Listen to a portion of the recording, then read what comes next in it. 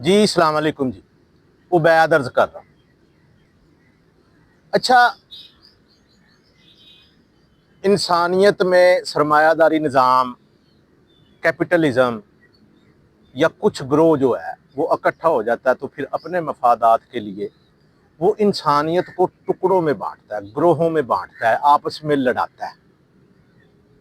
تو کم از کم قرآن کا پیغام ہمارے لیے یہ ہے وَأَعْتَصِمُوا بِحَبْلِ اللَّهِ جَمِيعًا وَلَا تَفَرَّقُوا۔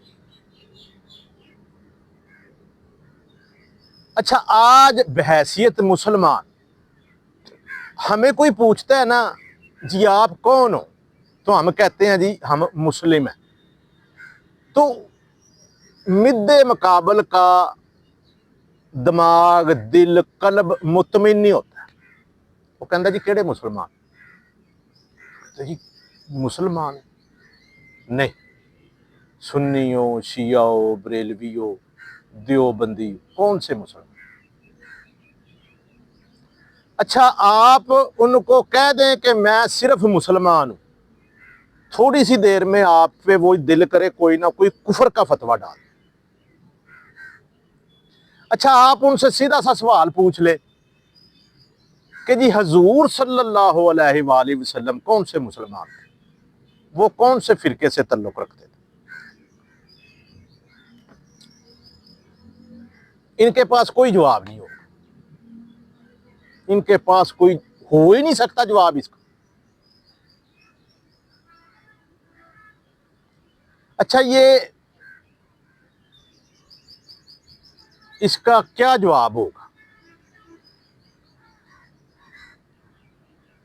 کیا کوئی انسان، کوئی مسلمان یہ سوال پوچھ سکتا ہے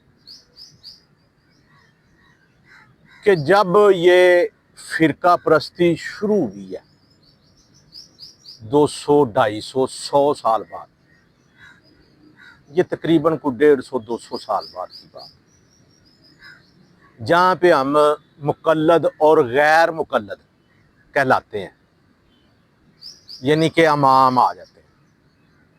میں نام نہیں لیتا ہوں کسی کا۔ کیا کبھی کسی نے یہ سوچا ہے، غور کیا ہے، تدبر کیا ہے، فکر کیا ہے کہ ان اماموں سے پہلے جو مسلمان تھے وہ کون سے مسلمان تھے، وہ کس فرقے سے تعلق رکھتے تھے، اور وہ کس قانون پر عمل پیرا تھے؟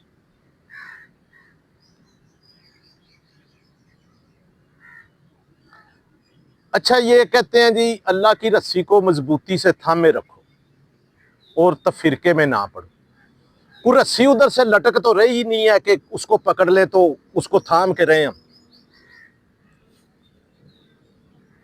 تشبیہ دی ہے نا، تو وہ کیا ہے تشبیہ؟ اوبیسلی وہ قرآن ہے، یعنی کہ آپ اس کے قانون پہ عمل پیرا ہو جائیں۔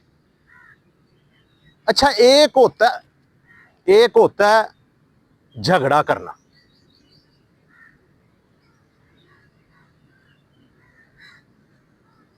ایک ہوتا ہے یعنی کہ آپ کی نیت ہے حق کی تلاش کی تو آپ ڈیبیٹ کرتے ہو، لیکن ایک ہوتا ہے کہ اگلے کو آپ نیچا دکھانے کے لیے بات کرتے ہو۔ حضور صلی اللہ علیہ وآلہ وسلم کے دور میں بھی جنگیں ہوتی تھی، مشاورت ہوتی تھی، تو کئی دفعہ ایسے بھی ہوا ہے کہ حضور صلی اللہ علیہ وسلم نے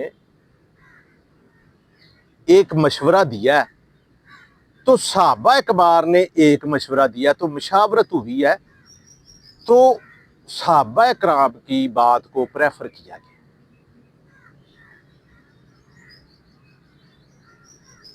اچھا، اس میں کیا ہوتی ہے؟ اس کو کہتے ہیں مشاورت۔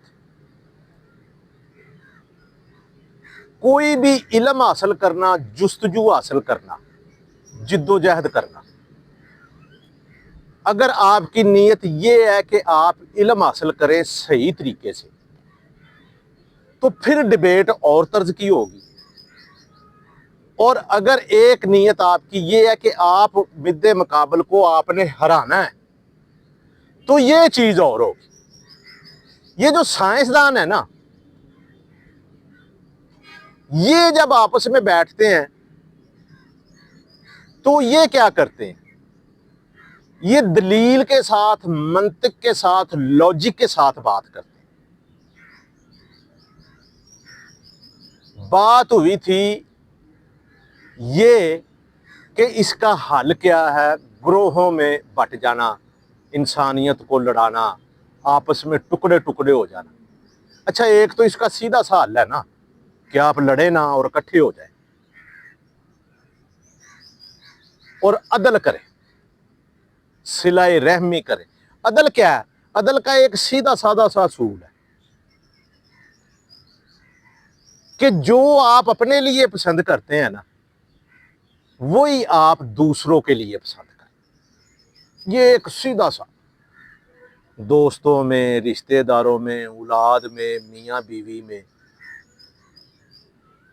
ایک صاف سا آپس میں اچھے تعلقات کا ایک پرفیکٹ اصول یہ ہے کہ آپ انصاف کریں. اور انصاف کیا کریں کہ جو آپ اپنے لیے پسند کرتے ہیں وہی آپ دوسروں کے لیے کریں. اچھا، اب یہ بھی ہے، ایک اور ہے، انسانیت کی معراج یہ ہے، شعور کی بلند سطح کا تقاضا یہ ہے، شعوری سطح کا تقاضا کیا یہ ہے، انسانیت کا تقاضا یہ ہے، انسان کو سوٹ یہ کرتا ہے کہ اگر اس کے پاس کم ہے نا تو وہ دوسروں کو دے.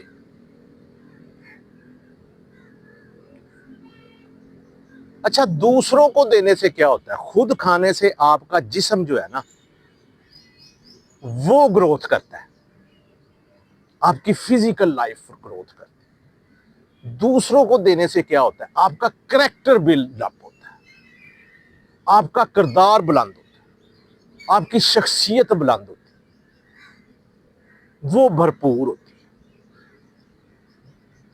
ایک سو سیدھا سا مجھے کوئی بتائے گا، میں یہ سوال کر رہا ہوں کہ کوئی یہ بتا سکتا ہے کہ یہ خود ہی کہتے ہیں کہ جی ایک طرف تو یہ کہتے ہیں کہ جی بات سمیع بہ باللہ جمیع ولا تفرق، کہ اللہ کی رسی کو مضبوطی سے تھامے رکھو اور تفرقے میں نہ پڑو، اور دوسری طرف یہ کہتے ہیں کہ جی 72 یا 73 فرقے ہوں گے اور ایک فرقہ جنت میں جائے گا. یہ حدیث ہے. چلیں ٹھیک ہے جی، ہو گئی حدیث، کیونکہ اللہ تعالیٰ، حضور صلی اللہ علیہ وسلم نے اس طرح یہ بات کی ہوگی کہ اللہ تعالیٰ یہ کہہ رہا ہے کہ فرقے میں نہ پڑو، اللہ کے قانون کو اپناؤ. یہ اللہ تعالیٰ کا پیغام ہے، اور میرا پیغام یہ ہے کہ 72 فرقے ہوں گے. یعنی کہ میں یہ کہہ رہا ہوں کہ 72 فرقے ہوں گے، اور اللہ تعالیٰ یہ کہہ رہا ہے کہ فرقے میں نہ پڑو. اچھا، اب یہ ہے کہ جی جنت میں ایک ہی فرقہ جائے گا. اچھا، اور وہ جنت میں کون سا ہوگا؟ اس کا پھر یہ سیدھا سیدھا اصول کر دیتے ہیں کہ جو اللہ اور اس کے رسول کے مذہبی احکامات کی پیروی کرے گا. اچھا، اب ہر فرقے کا یہی دعویٰ ہے کہ وہ پیروی کرتا ہے.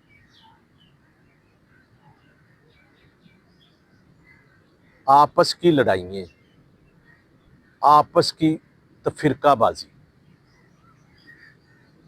یہ کبھی بھی انسانیت کو، یا تو آپ اس کو اس طرح کر لینا کہ اس کو ذاتی کر دیں. مذہب کبھی بھی ذاتی نہیں ہوتا. مذہب ذاتی اسی وقت تک ہو سکتا ہے کہ جس طرح کسی حد میں مغرب نے کر دیا. اب ادھر نہیں ہے ابھی ذاتی، ادھر تو یہ آپ کے مولوی ہیں، یہ باتیں کرتے ہیں تو یہ تو فٹافٹ فوری طور پہ انوالو ہو جاتے ہیں.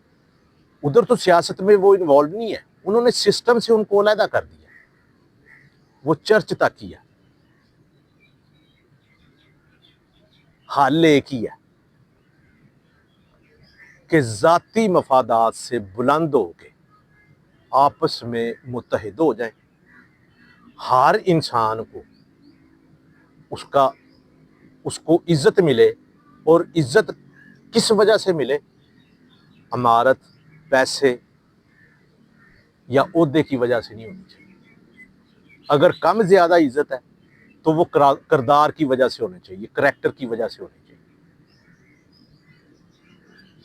ورنہ اس لیے عزت ہونی چاہیے کیونکہ اللہ تعالیٰ نے ہمیں انسان پیدا کیا اور یہ ہمارا بنیادی حق ہے،